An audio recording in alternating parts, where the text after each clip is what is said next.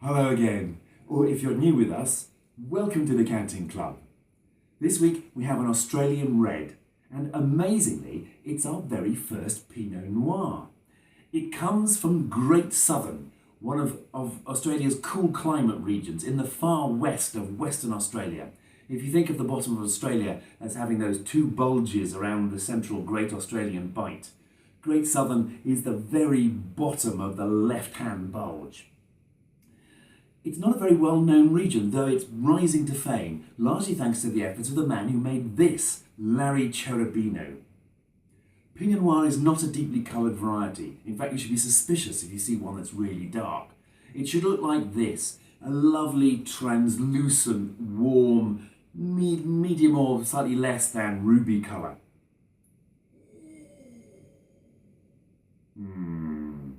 Now that smells very Pinot, but quite subtle. It doesn't have the overt sweet strawberryness that so many New World ones have.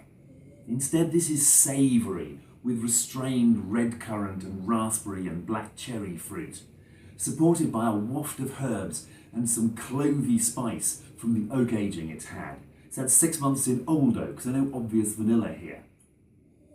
But it's lovely.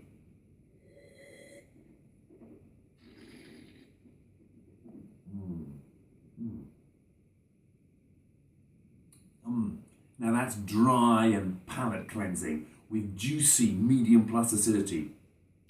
It's only medium bodied despite the fairly high 13.5% alcohol, very light on its feet. Like the nose, it's clearly and delightfully Pinot Noir, and yet the flavours are oddly elusive. This tastes rather more of wine than it does of fruit.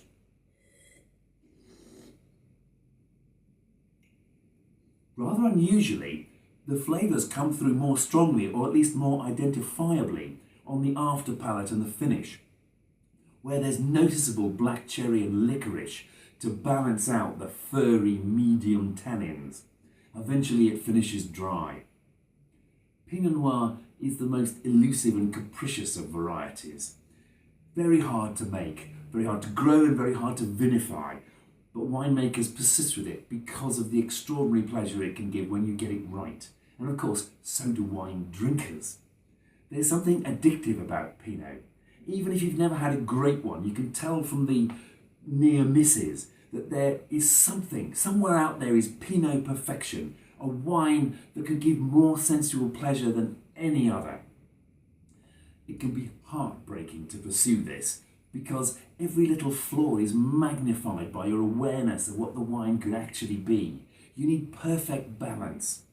And I think this has it.